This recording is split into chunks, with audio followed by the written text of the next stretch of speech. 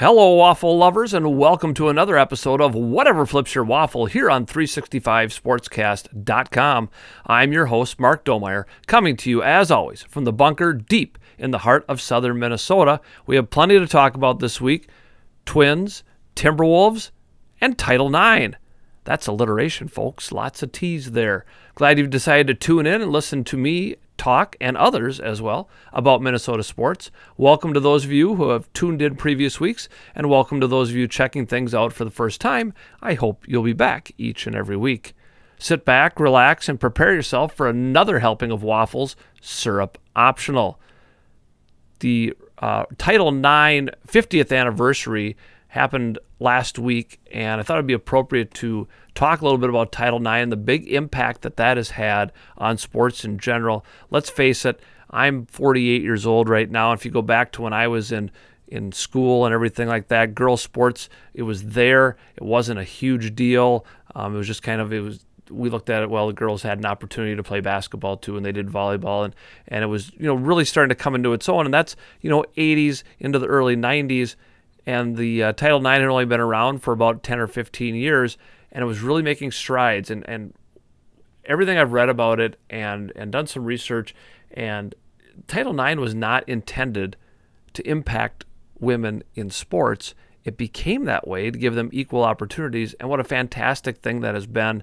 Things like the WNBA, all the other, the women's soccer has really taken on new life as well, and all the other opportunities that women have had in a lot of different areas.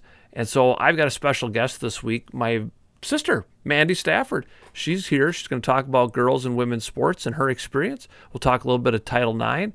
We'll be right back after this message from our sponsor. I'd like to thank Brian Wayne and Wayne Farms for sponsoring the program again this week. And, all of our farmers out there do so much work. And there's a lot of things that sometimes we drive the highways and byways and we don't always, we notice things, but we don't really think about it. And as I drove out to Wisconsin and back for my nephew Ethan's graduation party last weekend, and I noticed farmers in the fields doing that dreaded task of baling hay. And I thought, that's one of those things that's so important, and you use the hay and you feed the livestock and everything, and we don't think about that when we eat our hamburgers and steaks and everything like that, those cows had to be fed. And drove by another place and I saw the cows and they were all up at the fence and they had some hay spread there and they were eating that. And that task is not a lot of fun. I can tell you from experience. It tends to always be about 90 degrees every time it's time to bale hay, it seemed like when I was young.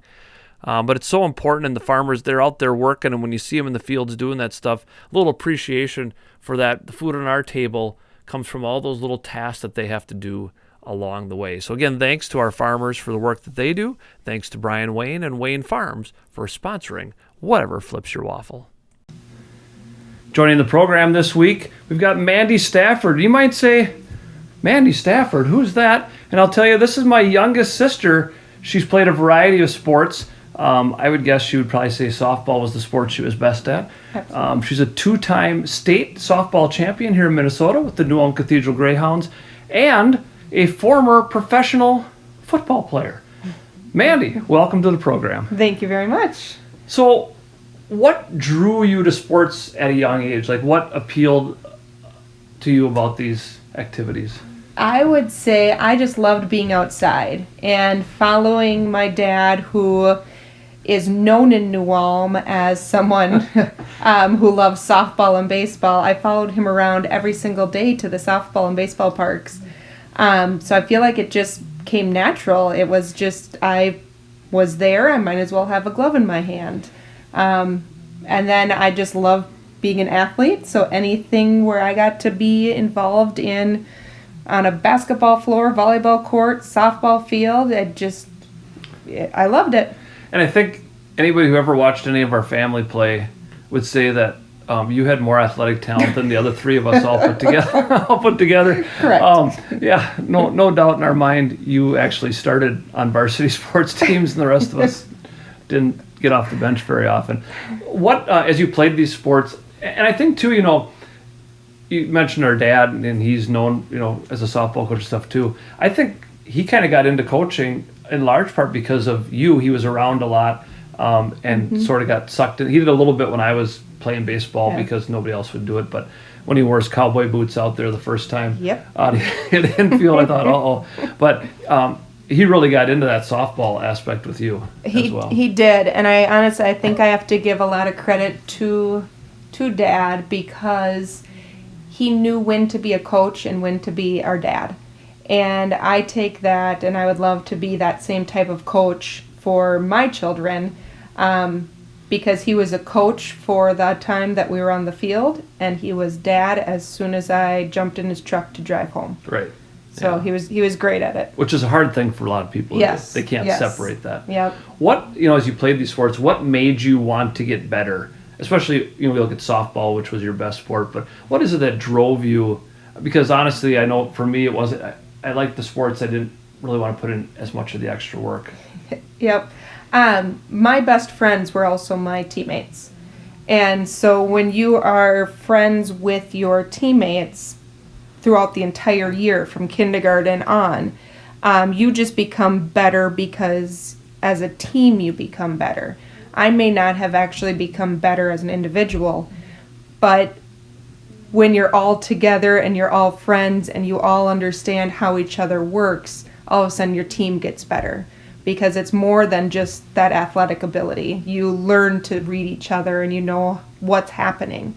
But when one of them gets better, you are trying to be at that same level as them. So if I became better, it's because one of my friends became better, and I wanted to be at that same level as them.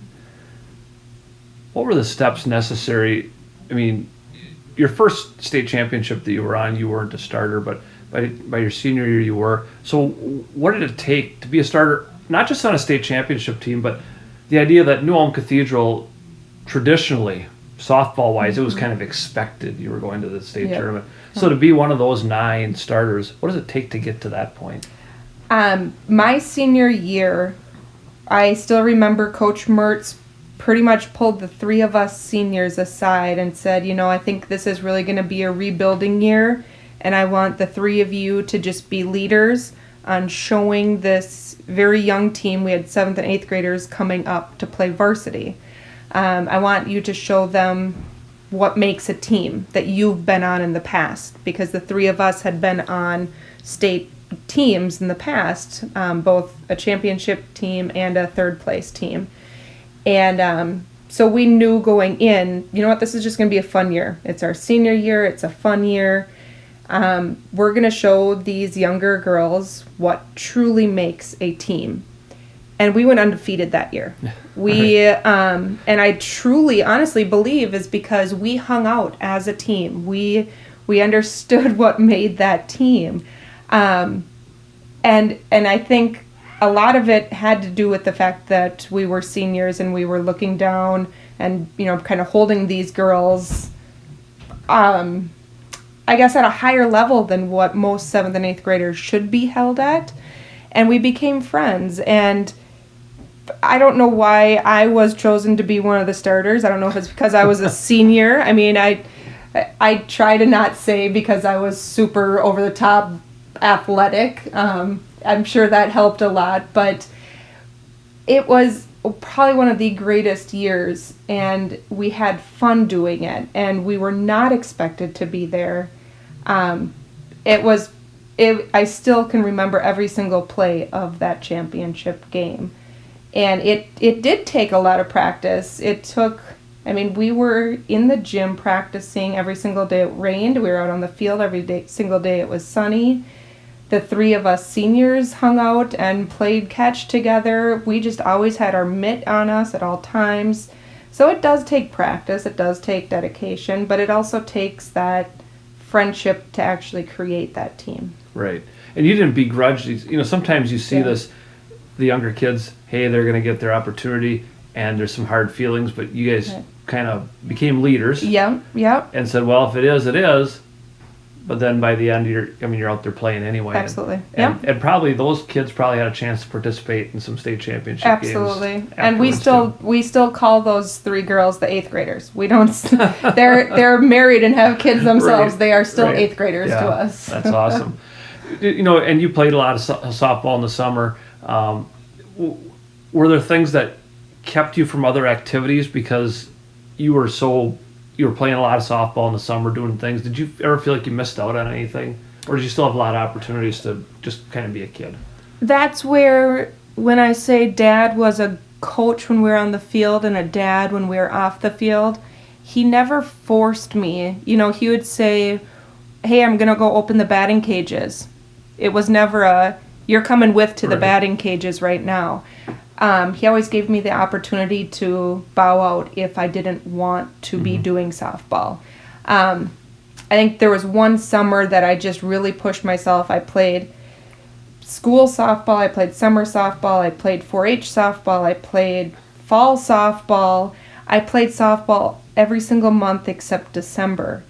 And that's the summer that I realized that I wasn't having fun with it anymore. Okay. And I backed off completely. And the next summer, I only played school softball because I wanted it to be fun. And it came back to being fun again. And that's when we started winning as a school. And there's that difference sometimes. You see people who do too much. Yeah. Yeah, if you're not having fun. Yeah. So that feeling of being a champion, I mean, it's at that level. Is it different when you're out there playing compared to sophomore year? You were kind of just, you were there, or is it just, hey, we're champions and I'm part of that? I was just joking about this. I was sitting at the Twins game on the other night, and I was saying, you know, as a senior, you win the state championship and you think you are top of the world. Nothing is going to beat you at this point. You are the coolest person out there. And it is. It's especially softball. It's in May and June. You're graduating high school, which is already one of the greatest accomplishments. And then the sport that you absolutely love, when it was supposed to be a rebuilding year and you win state. I think I had an interview with one of the news stations, and my quote was, I am on cloud 9 and I'm going to be here for a long, long time. Right. And it was a big difference because I started and I played every single inning of every single game. So it truly felt like you were one of the reasons why you won that state championship. You made plays defensively, you got hits, you bunted, you did all the different things. Yeah. I remember sitting there watching you win that game too. And I don't remember if your sophomore year or senior year when there was a rain out and it got pushed back to another night. One of those years it happened too. Sophomore, Yeah, but you just, let's go. Yep. Come back and get ready to go. We're here with my sister, Mandy Stafford. One of the things that's really important this year, just last week, was the 50-year anniversary of the enactment of Title IX, which gave women a lot more opportunities in sports. That wasn't the intention of the Title IX, but it became that way over time. Have you ever thought about the opportunities that you had as a female athlete that weren't really there for previous generations? I mean, it wasn't that long before you were playing that girls' sports were kind of a joke for a lot of them. Like girls' basketball compared to boys' basketball was nothing. Yep. If the boys scored 50 or 60 points in a night, if the girls got to 30, that was pretty good. Yeah. Did that ever dawn on you, or maybe not at the time, but when you look back at, wow, I had some great opportunities. You know, I guess I've never actually sat and thought about that. I still remember sitting with our grandma and talking about what sports she played, not even thinking that, well, why wouldn't she have played sports? You know, I have all of these sports that I have right in front of me. I can play any of them at any time. And I still remember her talking about some sport that sounded similar to basketball, but it wasn't truly basketball, and they were wearing dresses. So I guess it's never really truly been a topic in my mind that I haven't been able to play a sport, because I've played every single sport that I have ever wanted to, including professional tackle football. Yeah. There really has not been a sport that I haven't been able to play in some capacity. So the thought that women weren't able to play a sport if they wanted to, or weren't able to play it at the level that men were able to, just has never been a part of my life. Right. Which isn't due to a lot of those people that kind of led the way. Yeah. When you look back, Do you ever think that there were any discrepancies in how girls' athletics was treated when you were in high school compared to boys, or was it pretty equitable in, I mean, you don't know the money and all that stuff, of course. But. Yeah. I think being that I went to New Ulm Cathedral, softball was one of the top sports. And so as a female sport, I guess growing up, we were the top dogs. Right. You know, our gender, our sport was really one of the top sports. So I don't think that we ever had anyone look down on us. It was pretty much if you made this varsity softball team, you were looked up at. Yeah. You know, you would. So I mean, our baseball team was great as well, but New Ulm Cathedral was known for softball. So Still a female sport was the top sport that you wanted to play. Right. Which and for those who don't know me or know Mandy or national listeners and stuff, I'm 13 years older than she is, and it was very different when I was in school. It was a joke when the girls walked into the weight room. Mm-hmm. What are you girls doing in here? You can't even lift the bar. Yeah. You know, that kind of stuff. And so that's come a long way. There are a lot of different.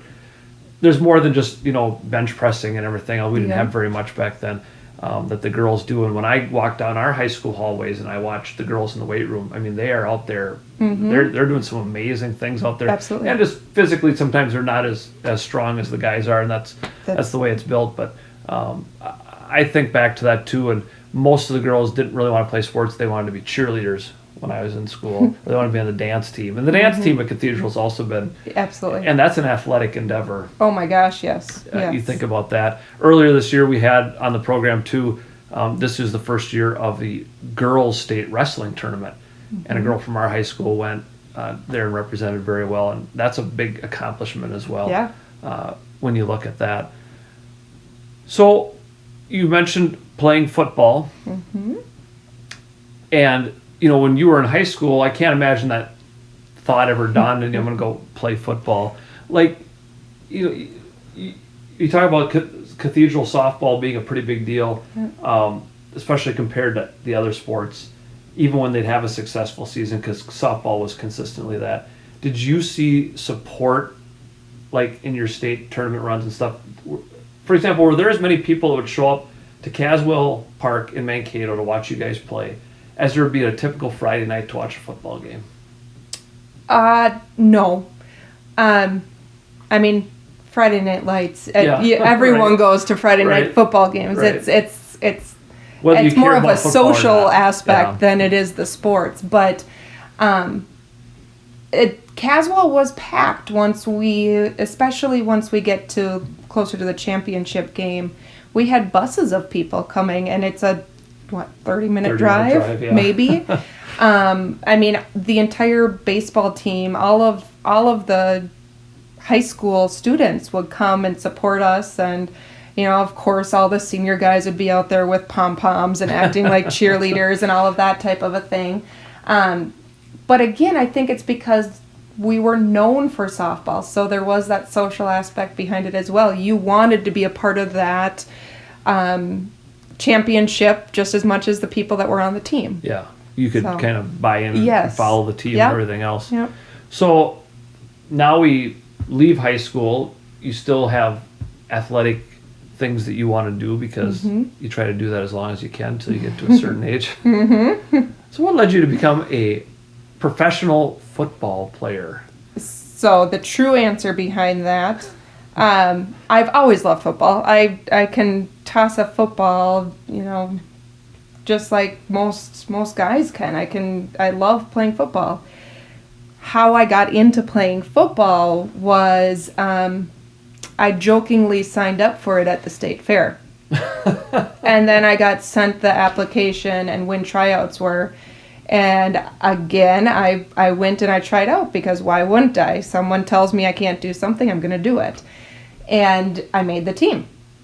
And I still have some of the greatest friends from that football team because it is something that as women we're told that we can't play football. Mm-hmm.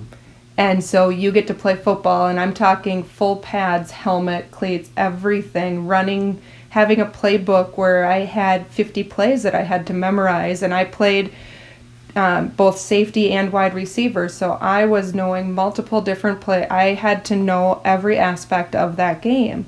And we traveled the country. We really, truly, not only by bus, but by plane to get to our different games. And these girls knew, I mean, when you're on a bus for 6 hours one way, you get to know each other pretty well. Yeah. And I think it's just, like I said, anytime someone tells me that I can't do something, I'm going to do it. And I'm going to go above and beyond. And I played for 2 seasons, and it was 2 of the greatest seasons I have ever played of sports, was playing football. And that line really strikes me. You say, somebody tells me I can't do it, I'm going to do it. And I think that's why we've gotten to the point where women have so many more opportunities and young girls have so many more opportunities, because there came a point where these women said, I can do it. Mm-hmm. They've told me I can't, and I can do it. And when you read up on Title IX and some of the things, there's been a lot of things in the Star Tribune this year and Sports Illustrated and everything about some of these women who even tried out for NBA teams, who did things that said, well, I can do this. And I've certainly known plenty of girls who could take on any of the boys' basketball players and one-on-one and take them out. Yep. Nobody's business, doesn't matter. What keeps more girls or women from playing a sport like football? I mean, like I said, we have wrestling now. There's more opportunities for the girls. Basketball, I think they're different games, but they're the same in so many ways. Baseball and softball are comparable, though. I teach junior high kids, and they'll get in arguments. They'll say, "Oh, softball's easier to play. It's a bigger ball to hit and whatever else." And I'll say, "I dare you to stand against our varsity pitcher and see if you can." I would rather hit off the varsity baseball guy who's throwing curveballs and all stuff than hit off the girl who's chucking it from 43 feet. And you can't see the release of the ball. Yeah. Yep. Yeah. So a football, we got a ways to go yet. Yeah. Because there's very few girls who want to try it, or you'll see them try it a little bit maybe in junior high, maybe the start of high school, and they sort of peter out. What does it take to give them those chances? Knowing that it's out there. Honestly, if I would not have walked into the sports area of the state fair, I would have never known about the Minnesota Vixen football team. The tough part is that there is zero funding for it. So coming out of college, starting my first career, not making a whole lot of money, I am now trying to pay for my own pads, my own uniform, my own helmet, travel expenses, field, having to pay for where you are practicing, where you play, the refs. We had to pay for all of it. And I made it work, paying for airfare, all of that stuff. Yeah. We don't make money. The fans that come and they pay tickets to watch us play help pay for the field. But again, I made it work. I could not go past 2 years because honestly I couldn't afford playing it. But first of all, I would have never even known that it was even a thing to be able to play football as a female. And I'm not talking the whole lingerie that's put out on on the TV or anything like this. This is full-on contact, tackling, just laying someone out. You don't ever flags. No, yeah, you don't know that it's even out there. Most women have no idea that opportunity is even there for them to play. And it has become a lot more. I think Minnesota now has 3, if not more, teams that you are able to try out for and play. And they go across the country. It's a national level team. But it has gone from 1 team all the way up to, I think, 3, if not 4 teams that women can try out for. Wow. It strikes me, we're here with Mandy Stafford, my younger sister, talking about women's sports, girls in sports, and women's football. It strikes me as you say this, that, probably the way to get it there is the same way that the WNBA has become so successful. The NBA teams that make a lot of money had to subsidize that. Well, now the WNBA teams, they make their money They do a pretty nice job of that. They've got good TV deals and everything. During the pandemic, the WNBA was the only one that increased its viewership out of all the professional sports. But because they had to start off being subsidized because men's sports has been dominant for so long. Just this last year, the women's national soccer team gained equal pay to the men. Mm-hmm. Maybe that's what it takes. Maybe the NFL has to kind of step up and say, well, let's promote this. It can't hurt them for the Vikings to say, hey, we're going to support the Vixen. Yeah. Vikings and the Vixen, that goes together really well.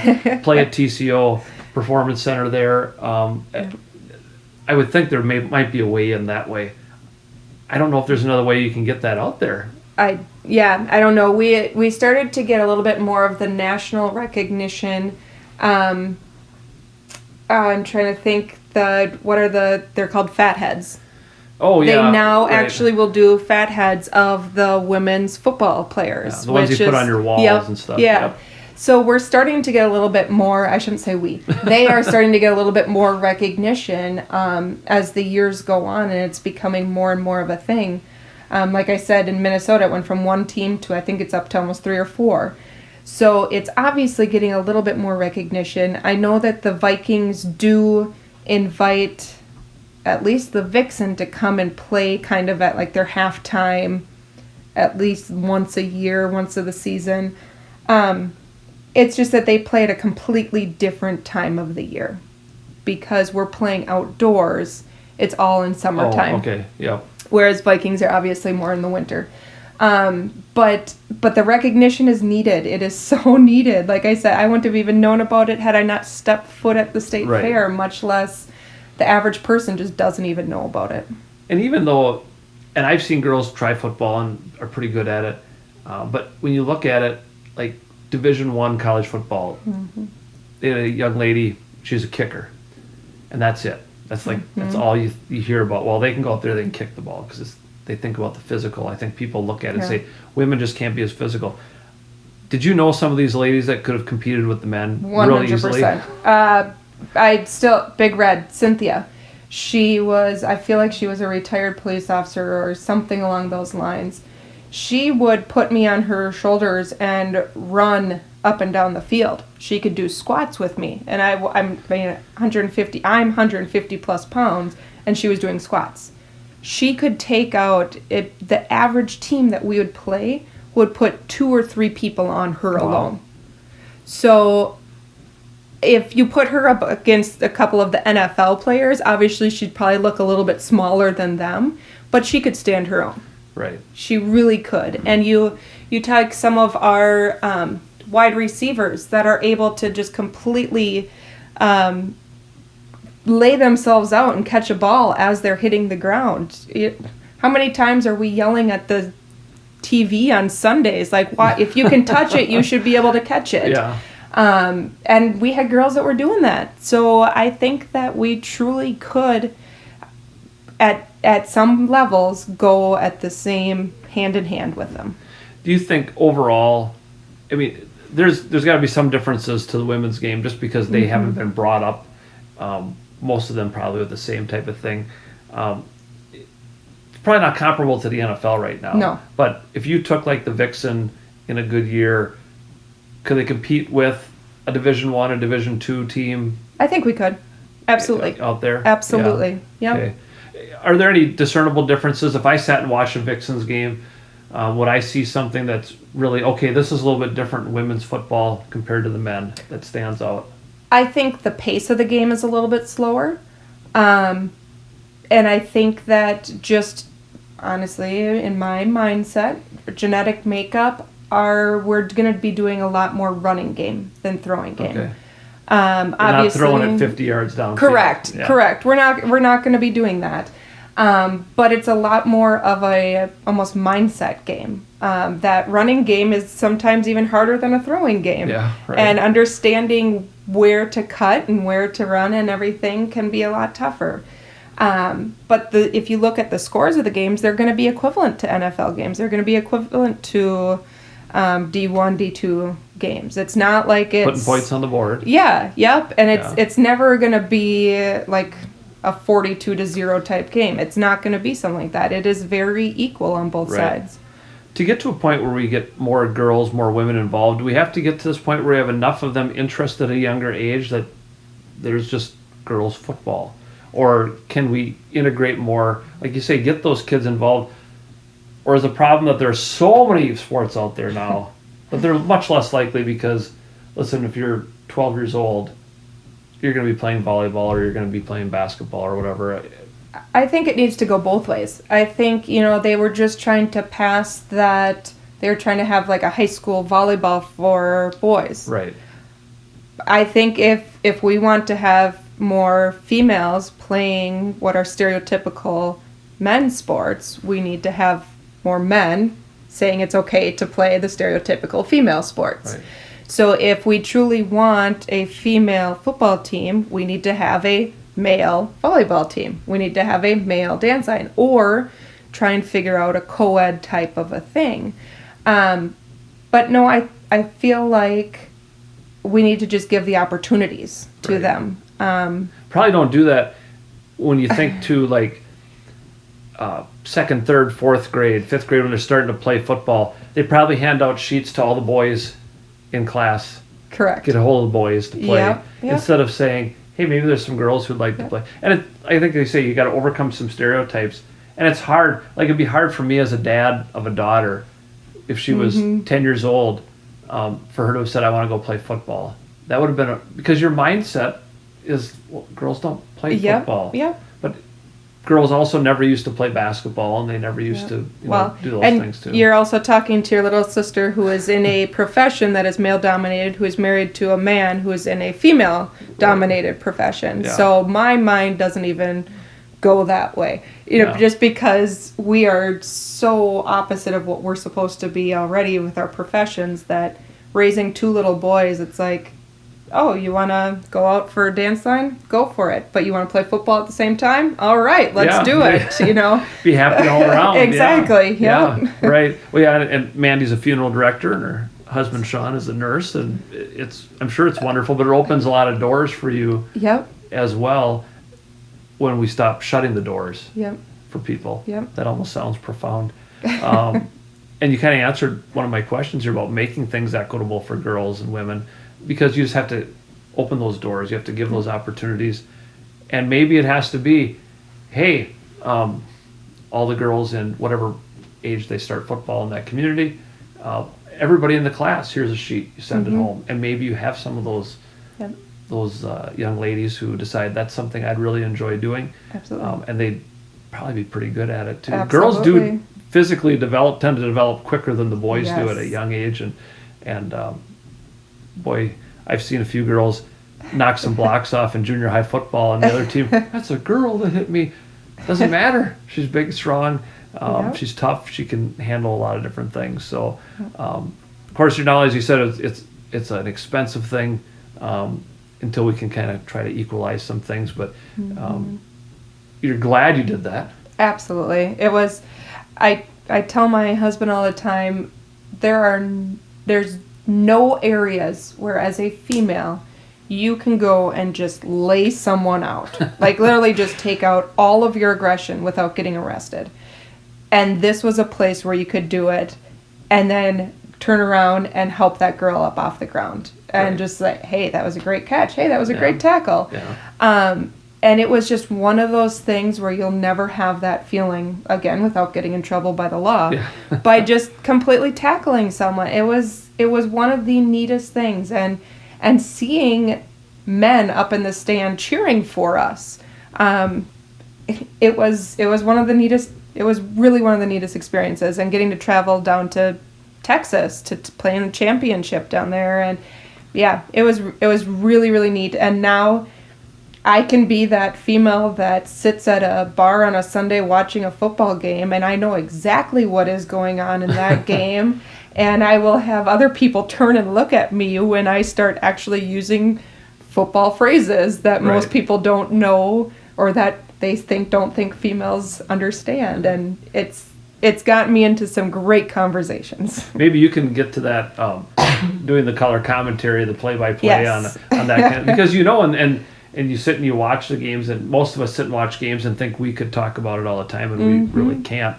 We just sound like we can. But you've played the game. You've been out there. Yeah. And so you look back at your whole life and playing some volleyball and basketball, but really softball, a big thing, and then ending at football. And you never would have dreamed that No. as a young kid. Yeah. That wasn't an opportunity, but that just shows, again, how far the world of sports has come. Absolutely. How much more equitable it is. We still have a ways to go, certainly, but people like you have helped that Title IX kind of become more realized as well. Yeah. Well, Mandy, thank you so much for being on the program this week, and we'll see what those boys of yours do, and all kinds of activities in their future as well. Sounds great. Thank you so much. Throughout the last few months, I've been reading up a lot on Title IX, and certainly a lot of things in newspapers online about it, and found some interesting things, and I'd been meaning to find some way to incorporate all that into the show, and so interviewing Mandy seemed like a good opportunity. But here's some interesting numbers for you. In 1972, when Title IX was first enacted, there were just over 300,000 women and girls that played both high school and college sports in the United States. That's it, 300,000 total. Women at colleges got about 2% of the total athletic budgets. There were very few women who got athletic scholarships at the time. That was pretty non-existent.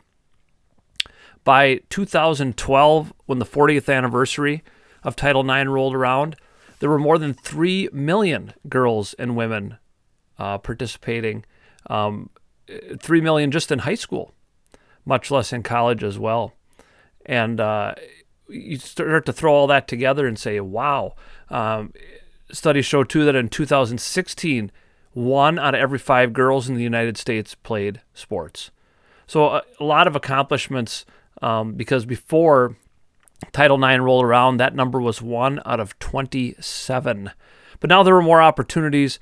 When I coached girls basketball at a junior high level for many years, we used to do what I call the Janet Carvenin drill, and that involved cutting and moving to the spot, catching the ball, turning and shooting. And Janet Carvenin was a great women's basketball player, and every year I'd have to explain to the girls I was coaching who she was and how important Janet Carvenin was when it came to women's basketball, and try to teach them that the people who came before them played a big part in what they're able to do and all the opportunities they had. Because of Title IX, you have things like, if the boys basketball team gets new jerseys, the girls basketball team better be in that rotation as well. If you're going to build a nice new baseball facility, then there better be a nice new softball facility, or at least something that's not deteriorating. You can't do all these things all at the same time. You can't build all those facilities all at the same time. That costs a lot of money. You can't buy new uniforms for everybody at the same time. But it's got to be showing that you're doing this in a good rotation and having things done correctly. You're not going to build a new baseball stadium when the girls' softball field has been sitting there for 20 years without anything done to it. You have to kind of keep those things up and give everybody those same sort of opportunities. And it's been a really, really valuable thing. And so we can see that all around us. You tune into the Olympics. There are a lot of great things, like women's basketball is so much fun to watch, and a little bit more competitive than the men's basketball, where you have all those professional elite athletes and everything. The women play a different style of game, and have a lot of fun out there doing it.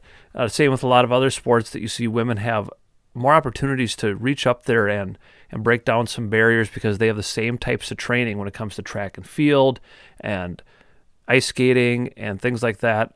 The women have all those same advantages that the men had for many, many years, and are showing it through some elite athleticism.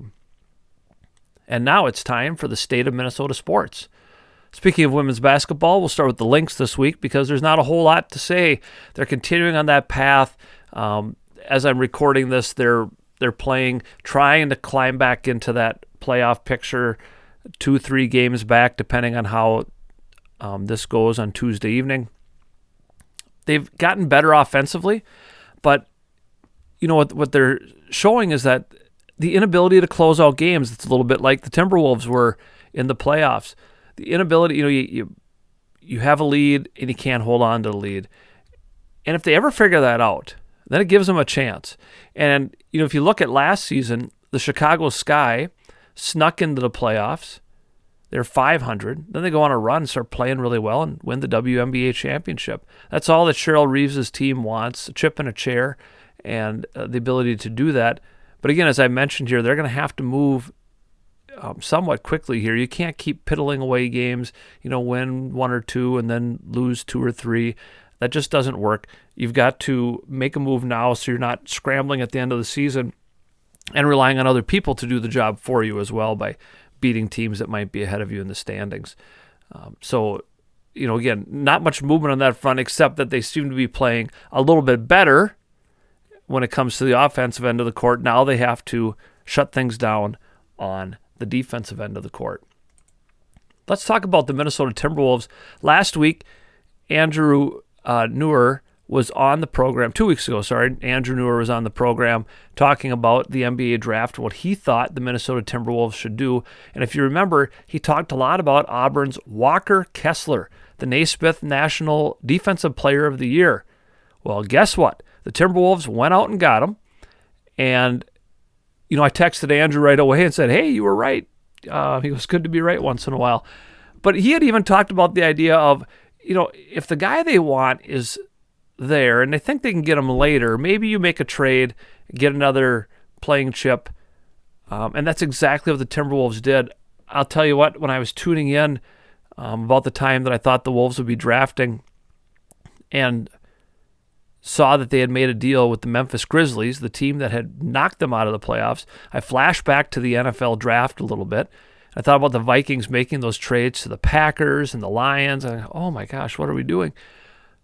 But in essence, the Timberwolves got 2 first-round picks out of this. There was a lot of moving and shuffling around with this team in the first round, and end up with 2 first-round picks instead of just 1. And they had so many second-round picks to move around, and I think teams do this a lot in the NBA. Those second-round picks are easy to include as part of a trade and as part of something that, we'll deal with that in the future. A lot of second-round picks are kind of those work in progress, see what you can do with that. But really in Walker Kessler, when we look at that, as Andrew had said on the program, they need to be able to rebound better, need to be able to defend at the rim better, and that's what Kessler does. He's not necessarily going to be a great scoring machine, at least not initially, but a lot of what you read too is the idea that Karl Anthony Towns doesn't have to play in the 5 position as much anymore, and he can move to the 4 where he's a little bit more natural when Kessler's out there, and provided that Kessler shows that he is NBA ready. Tim Conley, the general manager, kind of said, we don't want to put a lot of expectations on our new draft picks. We had a team that was pretty successful. It's not like we have to, to try to be successful, you don't need these guys to contribute a whole lot. But at the same time, if you want to make a move in the Western Conference and you want to move from the 7 seed up to the 4 seed or better, well, you're going to need a Walker Kessler to step up there and provide a big boost defensively. You might need a Wendell Moore out of Duke to be able to show that he can score a little bit, come off the bench and do things like that. The second-round picks, Josh Minot, Matteo Spagnolo, I'm sure I pronounced that incorrectly. These guys aren't going to be part of the Wolves this year. Spagnolo probably will stay over in the Italian league where he plays right now. The Wolves will have his rights. Minot he's out of Memphis, probably do some developmental league things. But there are these guys where, hey, you take a flyer on them, and if something works in the long run, you look pretty brilliant. And if not, you're really not out anything when it comes to that. Chris Finch, he and Conley seem to be on the same page here, and Conley had said, hey, we're not going to draft for need unless all things equal, we have 2 guys who are pretty talented, and we're not sure they're pretty equal. We're going to go for the need, and that's what they did here with Kessler. They need that. They need that defense. They need that rebounding. You can always use some scoring, and that's why Moore is part of the equation here, because you can never have too many scores. The jury remains out on D'Angelo Russell and whether or not he will be part of the Timberwolves next year. Rumor has it they're shopping him around, And I would guess that something is going to happen, if it's going to happen. Something's going to happen as free agency opens here in the next week. Maybe somebody's clearing the way. They want Russell on their team. A trade happen. Who knows? We'll just have to wait and see on that. And the other part of this is Russell could play out his contract this year with the Timberwolves. He's going to make a lot of money, but probably pretty motivated. And again, we got to back up here. Everybody's down on D'Angelo Russell, myself included, because of how he bombed out in the playoffs. But he had a really good regular season for the Timberwolves. And as Conley said, they were not going to be in the playoffs if D'Angelo Russell hadn't been so important to them. So unless you have surety in a replacement to be your point guard, maybe you keep Russell. Maybe you let him play it out. Boy, those contract years can sometimes be really good. And that's certainly an option too, and then you just deal with it. And if for some reason the Timberwolves are flopping or succeeding without him having to contribute a lot, then maybe you look at the trade deadline and do something there. So a lot to be coming up here. We'll be keeping a tab on the Timberwolves as they enter free agency and seeing what that spells out for next year before we're able to take a little bit of a break from professional basketball. And then there's the Minnesota Twins. And, we've said here a number of times how difficult it is when you follow the Twins game in and game out. It can grow frustrating at times. I should stay off Twitter. I should stay off Facebook sometimes when they lose games that, in theory, they should win because it's time to fire Rocco every time they do that. And, of course, in 162 games, that's not how things work. But as you're listening to this, the Twins are in the middle of Game 4 out of 5 in Cleveland. Another important series after losing 2 out of 3 to the Guardians at home last week, and in tough fashion, losing 6-5 last week Tuesday in 11 innings, losing 11-10 on Wednesday. Those are tough games when the bullpen sort of implodes. And as I'm recording this, the Twins are in Game 3, the second half of a doubleheader.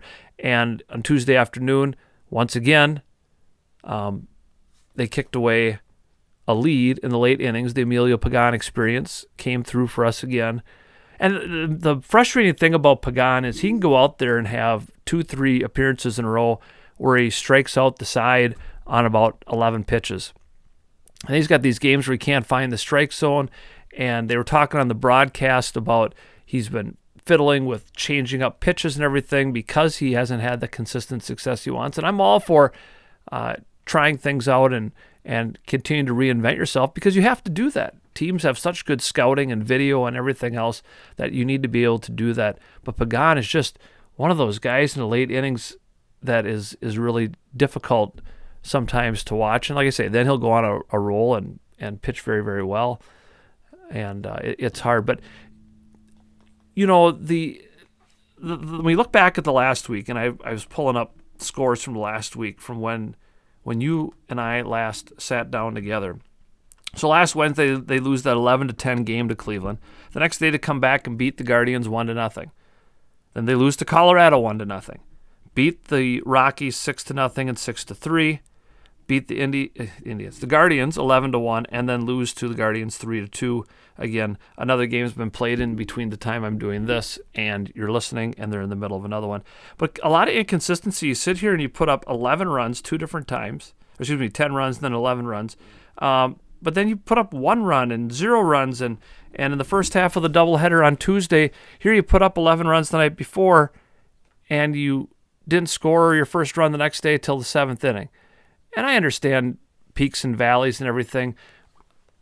I'm consistently a little bit confused, and I mentioned this before the season started, I think, that Rocco doesn't have a really consistent lineup. In my mind, if you have Max Kepler and you decide that Max Kepler is your fill-in-the-blank, number 5 hitter, I don't know, then when Max Kepler is playing, he is your number 5 hitter. Not today he's number 3, and today's number 4, and today's number 9, and today's that's confusing. That doesn't make any sense to me. Guys kind of like to know, I think, where they are. If you're Luis Arraez and you're going to be the leadoff hitter, then you're always going to be the leadoff hitter. If you are Byron Buxton, you're going to have him in the 2-hole and Correa in the 3-hole, and that's the way it always is. And if somebody is subbing for you, you can make some changes. But even there, maybe the guy who's subbing, maybe Nick Gordon is playing for Buxton. Nick Gordon can be a number 2 hitter. He can be a contact guy. He can move people around. That's kind of what your number 2 guy used to be able to do. Buxton doesn't really fit that scheme, but that's a struggle there to kind of see that. And I wonder if sometimes that's some of the peaks and valleys when there's not that consistency. And what do I know? I'm not a major league manager, and things are very different than they used to be. Also, the injury bug continues to haunt the Twins. They've had more injuries, I think, than anybody in the big leagues. Polanco on the IL for the first time in his career. Trevor Larnach is going to miss 6 weeks with, they call it a core muscle injury. It's basically a sports hernia, and he's got to do some surgery, and it's a tough thing to see this, and there just seem to be bit by that injury bug, but you have to look then. And so this is where I would give Rocco credit. Somehow you're still in first place. And regardless of how the last 3 games of the Guardians series go, you should still be in first place, at least tied for that, by the time you leave Cleveland. Come home to play the Baltimore Orioles, who are a better team than was perhaps expected. But still a home series. And again, you want a 2 out of 3. You'll keep hearing me say that, 2 out of 3. Before heading to Chicago to play the White Sox. And by the time you listen to me again next week, they will have finished that series with the White Sox, hopefully trying to kind of add another nail to the coffin of the Chicago White Sox, who got back to 500, then slipped again, and just can't seem to figure things out. Finally, for the Twins, the departure of pitching coach Wes Johnson was quite a shock and a difficult place. I struggle a little bit with this, and I don't know. I'm a believer that when you commit to something, you see it all the way through. You finish a season. I can understand wanting to get back to the college game. That's where he seems to really love that. It's a little bit easier when they only play like 60 games a year compared to the 162 in Major League Baseball. I understand that. He wants to be around his family. I understand that. I don't really understand leaving in the middle of the season. I get it. LSU wants him, and they want him to be recruiting and doing all these other things. But can't your head coach recruit and say, hey, we're bringing back Wes Johnson. He's a great pitching coach, and let things go that way?